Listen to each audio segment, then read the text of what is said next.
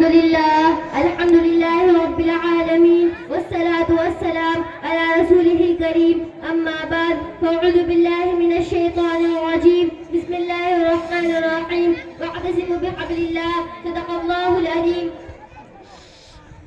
صدر محترم میں آپ حضرات کے سامنے اتحاد و یکجہتی کے موضوع پر لب کشائی کی ہمت کر رہی ہوں. یہ آپ حضرات کے کرم فرمائی اور محبت کا نتیجہ ہے ورنہ کہاں میں اور کہاں یہ نکہتے گل. محترم سامعین آج مسلمانوں کے اندر نفرت و عداوتوں کی حیرت اور آپسی تنازعے کی ایک مہلک بیماری ہر مسلمان کے رگ رگ و ریشے میں سما چکی ہے. ہمارے اندر اختلافات تنازعات تشاجرات نے جنم لے لیا ہے جس کے بنا پر ہر مسلمان ذلت و رسوائی کے دلدل میں پھنسا ہوا ہے. مسلمانوں کی مختلف تنظیموں جماعتوں نے آپسی اتحاد و اتفاق کو باقی نہیں رکھا. ایسا کیوں ہو رہا ہے؟ کوئی اپنے آپ کو شیعہ کہتا ہے, کوئی اپنے آپ کو سنی کہتا ہے, کوئی اپنے آپ کو مودودی کہتا ہے, کوئی اپنے آپ کو بریلوی کہتا ہے, کوئی اپنے آپ کو دیوبندی کہتا ہے. مسلمانوں کی مختلف تنظیموں جماعتوں نے آپسی اتحاد و اتفاق کو باقی نہیں رکھا. ایسا کیوں ہو رہا ہے؟ اس کی وجہ کیا ہے؟ صرف ایک بنیاد ایسی ہے جس پر مسلمان کے تمام گروپ اور تمام جماعتیں متحد ہو سکتی ہے. وہ بنیاد قرآن حدیث ہے. قرآن پر شیعہ سنی بریلوی مودودی دیوبندی تمام تنظیمیں ایمان رکھتی ہے. قرآن کی فریاد و للکار سننے کے لیے ایک پلیٹ فارم پر آ سکتی ہے, سب متحد ہو سکتی ہے. برادران اسلام نفرت و عداوتوں کی حالت کو دور کیا جا سکتا ہے, عداوت و تشاجرات کی دیوار کو منہدم کیا جا سکتا ہے.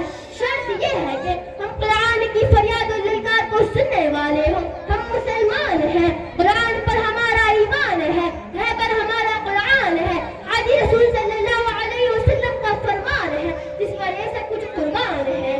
محترم سامعین آئیے قرآن کا فرمان سنیے, رسول کا فرمان سنیے اور اپنی زندگی سے نفرت و عداوتوں کی دیوار کو گرا ڈالیے. قرآن کہتا ہے ان هذه امتکم امۃ واحدۃ وانا ربکم فاتقون. جب قرآن ہمیں یہ کہہ رہا ہے, رسول اللہ کا فرمان یہ بتا رہا ہے کہ ہم ایک جسم کے مانند ہیں, تو پھر ہمارے اندر اختلافات جنم کیوں ہیں, پھر ہمارے اندر تنازعات پیدا کیوں ہیں, ہم الگ الگ کیوں ہیں, اس کی اصل وجہ کیا ہے؟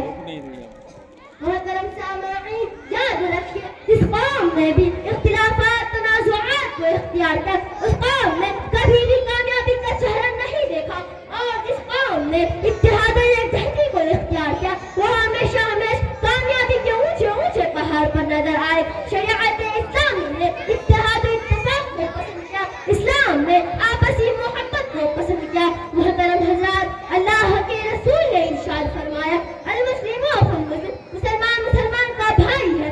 دوسری جگہ سرور کائنات صلی اللہ علیہ وسلم نے ارشاد فرمایا المسلمون کجسد واحد, مسلمان ایک جسم کے مانند ہے. محترم سامعین فرمان رسول سے بھی اخوت ثابت ہے, تو پھر ہم قرآن کے خلاف قدم کیوں اٹھاتے ہیں, کیوں رسول اللہ کے خلاف قدم اٹھاتے ہیں؟ آپسی اختلافات تنازعات میں کیوں پھنسے ہوئے ہیں؟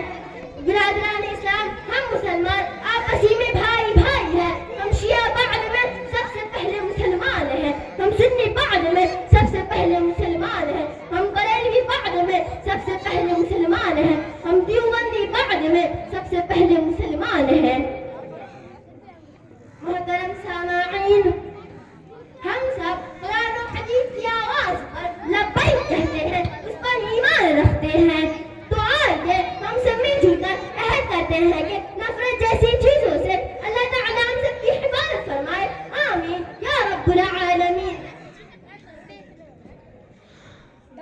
ہاتھ کھڑا کر کے بولیے انشاءاللہ جو باتیں میں نے کہی ہے اس پر عمل کریں گے انشاءاللہ. نہ سمجھو گے تو مٹ جاؤ گے اے مسلمانوں, نہ سمجھو گے تو مٹ جاؤ گے اے مسلمانوں. تمہاری داستان تک باقی نہ رہے گی داستانوں میں. انہیں چند باتوں پر اپنی بات ختم کرتی ہوں. وآخر دعوانا الحمدللہ رب العالمین.